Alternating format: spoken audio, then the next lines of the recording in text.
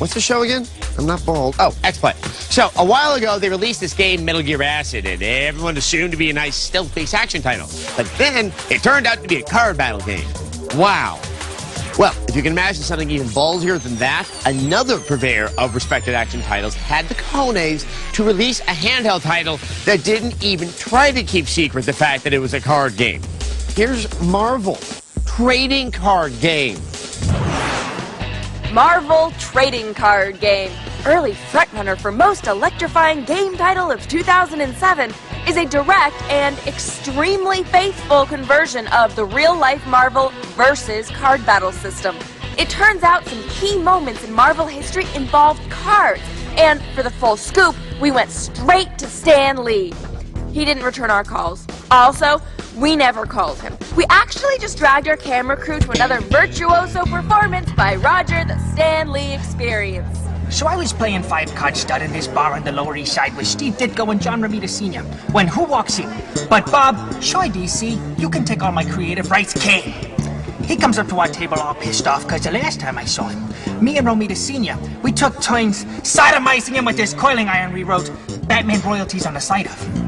While he's screaming and yelling, Steve Ditko slides under the table and crawls towards his feet like an agent of Hydra and stabs him in the feet with his trademark ivory-handled switchblades. Well, so Kane, he can't move because the knives are in his feet, and we take turns kicking him in the balls until he finally passes out, choking on his own vomit and spit. And that's how I came up with the idea for the Banshee. There's a fairly extensive story mode. You're initiated into the world of superpowered card combat by Professor X, who trains you in the danger room. You pick whether to be a hero or a villain.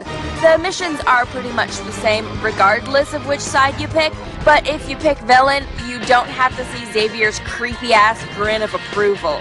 One time, Barry Windsor Smith took a hit of meth and decided he was Conan the Cardbarian. And he starts hacking at all the Incas with this sword constructed entirely of duplicate Sandy Valdespino baseball cards. So I tackle him and I stab him in the eye with my fountain pen. And I say, the only person in this office that's gonna be called Conan is me. And you can ask your wife about that. That's the moment that I knew Cloak and Dagger was gonna be a hit. It's a pretty slick representation of the game, really, if you're into that kind of thing. If you've played the real game, you'll be right at home. If you haven't, well, good luck. I know this is redundant on a PSP game, but really, the load times. Here's a hint, guys. When you feel the need to put a cancel button on your load screen, your load times are too long. So I'm banging Jack Quaby's wife, as usual, when it suddenly occurs to me that tomorrow is Quaby's birthday. So I get this automatic camera, we take this great shot where I'm doing her from behind, we're both waving at the camera, and we got big smiles on our faces. I get the film developed and I put the picture in one of those frame cards, and I have everyone in the bullpen sign it. Then I write in big letters, "Happy birthday," from the guy who pays your bills and your wife. Then I leave it on his desk. Marvel trading card game that's 3 pumpkin bombs out of 5. So the next morning, I watched Quaby open the card, and he was clearly touched. I think he cried a little bit, but we kept that between us. Jack Quaby, God love him, he was the best friend I ever had. He died a penniless bastard. And that's what keeps me getting up in the morning.